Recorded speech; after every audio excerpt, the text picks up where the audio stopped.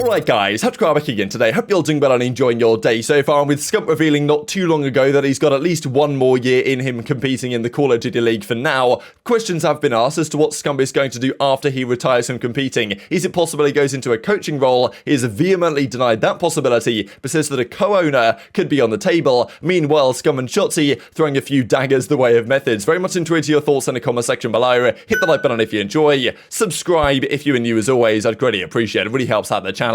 Thank you very much indeed for doing that one. Let's just crack straight on. Firstly, this, because all the cheating drama that's gone down the last few days, it has not exactly kicked Activision into gear. They've been fighting this war for quite some time, but they believe they've got a case on like a racketeering charge, effectively that cheat makers for Call of Duty games are effectively like operating with like criminal intent or something. I'm not exactly sure how the lawyers are kind of spinning this one, but you know, they believe, and they've kind of come down with some racketeering charges with some sort of RICO violation from these cheat makers, especially engine owning, which I'm pretty sure is the big one. So like even as Codin 4K says here in the replies, judge could require engine owning to cease operations and give all money earned on cheat sales to Activision. If this goes through, it would allow other cheat providers to fall under the same suit. So this would be pretty big, right? And like Activision, if they're hearing that they can make all the money that engine owning have made through cheat sales, I'm sure they're flooding the lawyers in left, right and center to try and make this happen. So I think they've tried to do this for quite some time to shut down the cheat manufacturers, because obviously it's ruining their game. And like whether Activision are really incentivized to really, you know, we're going to take a strong line against the cheaters, or whether their real incentive is to get that sweet cashola that the cheat manufacturers have been making off their game effectively, who knows. But if they've got a legal case for this, it's going to be good in general. If they can shut down these cheat manufacturers and force them to cease operations, it's not necessarily going to stop other ones propping up, right? Because, you know, it's going to take quite some time to shut these guys down, potentially, you would think. But still, I think it's good in general, especially in light of all the drama over the last couple of weeks with certain cheaters getting exposed in ranked play and stuff, and well, others not maybe quite as of yet. Now, this also to say on the Activision side, because we saw quite a while ago now the rumors about Activision Blizzard getting acquired by Microsoft. Then it was confirmed they weren't just rumors, and actually Microsoft have said they are intending to acquire Activision Blizzard. And of course, we've been hopeful that in the long term, that means that maybe the competitive perception around Call of Duty could change. It's going to take quite some time to change because Activision is still business as usual for now. But apparently there's now a new deadline for the UK Competitive Investigation Agency or whatever, pretty much with regard to, you know, like non-compete, or what do they call it in the US? Antitrust laws, right? To ensure that, you know, there's still some competition in the industry. And Activision, I believe there has been some concerns from even the likes of Google and others that maybe this Microsoft acquisition of Activision Blizzard is a bit too much. So we'll see if anything happens of this, but don't expect anything to happen relatively soon. It probably will still go through eventually, but it's got to get confirmed by all the different kind of antitrust organizations around the world, and it's going to take a long time for that to happen. And even when it does happen, if it does, then it's going to take quite some time to see what potential impact this could have on the CDL and stuff like that. Now, I wanted to mention also maps for the upcoming title. We saw some in the beta, some were okay, some weren't so good. Certainly they need changes. For example, the amount of hard points on some of these maps. We believe there's going to be some sort of map editor in the game at some point, which might help, but of course it's highly doubtful that it's going to be there from launch. But many maps from the original Modern Warfare games are going to return in this upcoming title, and there's even been some talk about the possibility of a greatest hits map pack arriving for the second year in the game. So we heard these rumors here from Ghost of Hope at the start of September that the entirety of the Modern Warfare 2 map set was going to return for the second year of the game, potentially year 2 content. Now, I would hope at least that some of these maps are actually going to be in the launch game, because we've seen that High Rise and even potentially Favela and certainly Terminal and maybe Scrappy, I'm not really sure. These are maps that are kind of points of interest, and Quarry was actually one on the kind of Warzone map or the Ground War maps or whatever the case is there. So if that is the case and they've designed these maps on the Warzone, on the big map, then why not just crop those out and put them in to the regular game? So hopefully they do that and we get some of these maps at launch. Like, look, we want them as many maps as we possibly can at the start of the game to give us the best chance of actually having a decent map set. But down the line, especially for year 2, that is really the big hope that I think a lot of people have, that what made Vanguard even more boring than it had to be was that we literally had the same map set the entire season. It needs to be changed regularly. Like, I would like at least 2 or 3 map set changes throughout the course of the year. Bring one map out, put a new one in, like after every couple of majors, at minimum, to keep things entertaining. But it's certainly going to be required for year 2. Like, we can't go into year 2 with the same weapon balancing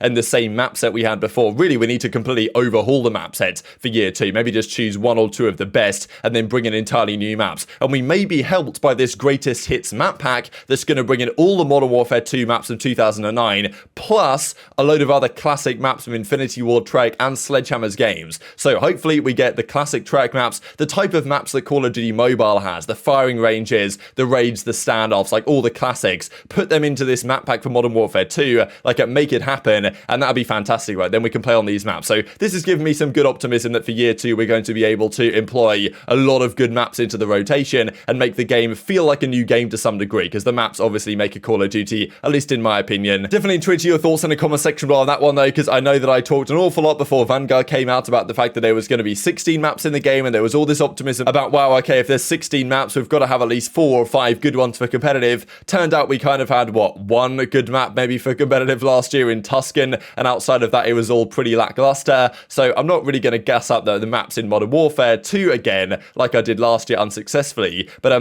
look, I'm quite happy to gas up a classic map pack, because at least those are going to be good, you would hope, unless they ruin them, right? They could potentially remake them and make them bad, like you know, they could add doors or whatever. I don't even want to think about it. Hopefully they keep the maps as they were, but I wouldn't put anything past Infinity Ward right now. Just wanted to mention this because I talked about this a couple of times with the Boston Reach kind of concept contest for their kind of mask design. It was concluding last night. These are, I believe, all the entries, so hopefully some of you guys had your ones in here, and they're going to choose the winners very soon indeed. I'll probably mention it if I remember to tomorrow. Let's dive into this whole OpTic and Scump situation then. So there was, of course, the OpTic podcast. I believe it was 92 that came out with Hitch, Bobby here, and also Scump and Shotzzy, and they talked about a fair few things. Now, OpTic nowadays have this kind of extra segment to the podcast, which is available on the OpTic Nation thing. It's behind a paywall, and I've been asked to not share footage from paywalled content, which I think is fair enough. We're still going to talk about it because I've written down a transcript of what these guys had to say. So usually the way this works is they get kind of members of the OpTic Nation, whatever they call it, to ask questions, and then, well, they answer them as time progresses. So the first discussion they had here was about Methodz, and I thought this is pretty funny to mention, and I do wonder if there's any legitimacy to this, because, you know, Scump kind of admitted at the end here that he was kind of like, okay, I didn't mean to throw shade quite this hard. So effectively they were getting asked, like, who are their favourite players to play against, who do they have a good time, and Scump said, yeah, you know, FaZe is a good time. He says right here, Zin is fun to play against, that's Methodz, of course, because he's my boy. It's fun to play against friends. It was fun playing Envoy last year, and then as Hitch says, is there a team back in the day that you were like, damn, we have to play those guys, and Scump says, no, there's no way you can go into a match like that, right? Every team that he plays, he's like, he's not scared of playing anyone. You want to go in 100% guns blazing. And then Shotzzy comes out, which I thought was kind of a violation, and he says, I'm telling you right now, Zinny goes into games like that, and they obviously both laugh about it. And then Scump says, like, when he spawns it against FaZe, Zin is like, oh no, this is not going to go well. And then he says, oh, I'm sorry, Zin, we're cooking you. I'm sure he's fuming right now. So I thought this is an interesting statement, really, because I think there was even some talk about this last season, especially amongst kind of the fan base in general, that the Boston team,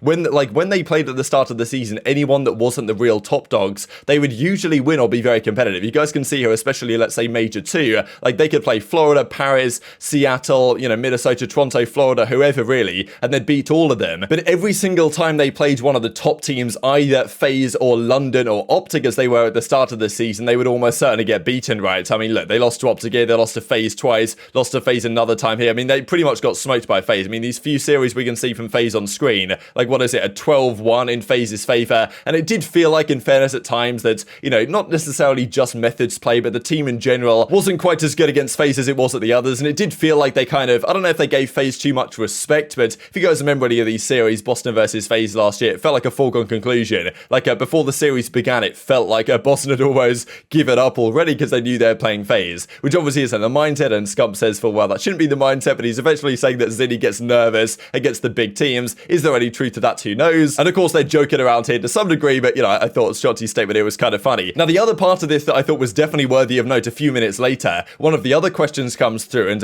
Hitch asks Scump, could we see Scump become a coach or a co-owner? And Scump immediately shakes his head, and then Shotzzy says, look, I can see you becoming a coach. He says, no coaching. The second one, potentially, but yeah, coach, absolutely not. You think I'm coaching a team? Come on, man. We'd get nothing done. We would get nothing done. So Scump completely denying the possibility of becoming a coach in the future. But the other part of things I thought was kind of interesting. So it's interesting, right? Look, we don't expect Scump to be a coach anyway. That wasn't really on people's perspective. You know, we expect that when Scump does step away and retire, he's going to go into content full-time effectively, but maybe he's going to do something in regard to being a co-owner of a team. Now, of course, I'm sure part of Scump is looking at what Nadeshot is doing. I mean, Nadeshot's obviously absolutely killing it right now. Like, I mean, the video he did last night, kind of introducing his new energy drink that he has, that I believe he's been working on for quite some time. And I guess this is also kind of like associated with 100 Thieves, at least to some degree. But I mean, yeah, I thought this is really cool from Nature, and of course, like what he's done the last few years with 100 Thieves in general has been absolutely massive. And initially when he left OpTic, it didn't look like it was really going to go anywhere, and then he found the right people to build around him, and 100 Thieves is arguably the most exciting and promising brands in the entirety of esports, and even like in the entertainment space in general. 100 Thieves is making waves, and I'm sure there must be part of Scump that looks at Nature and thinks like, that this guy's absolutely killed it, well, you know, maybe I could do something similar. Now, I don't expect Scump to go and like start his own organization or anything to like compete with OpTic in the similar way that 100 Thieves have done, but maybe Scump is saying, well, you know, maybe Hex should give me some sort of co-ownership, and then we could kind of run this together from a business perspective going forwards with OpTic. You would presume by now that Scump would have some sort of shares in the OpTic company, but I'm guessing like maybe he did, but then, or maybe he never has, but obviously now it's kind of merged with Envy, so it's a bit complicated. But I don't know, I thought it was an interesting statement from Scump that maybe he's thought in his mind at least that the possibility of becoming a co-owner after he retires and taking a more leading role in the business part of probably OpTic is at least on his mind. But yes, a coach is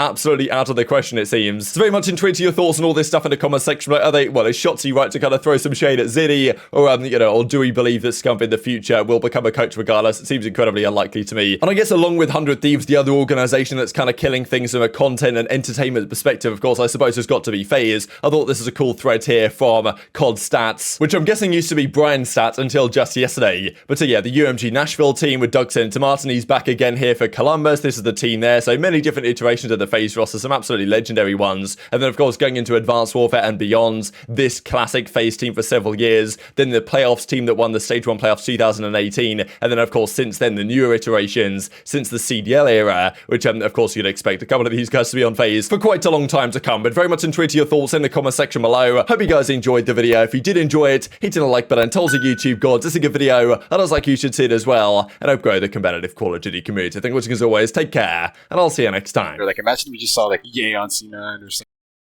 Like, oh my god, where did Ye go to? Now it's just like a, like, we got told by like TacticalRab or something. It's so cringe. And he's just coming in with this like same intro. The guy's had the same flow for 4 years. Should I tip the fuck out of that? It's actually so respectable. What's going on, guys? TacticalRab here. Everybody knows intro. It's like, it's actually insane how consistent he is. It's like, he's all about consistency.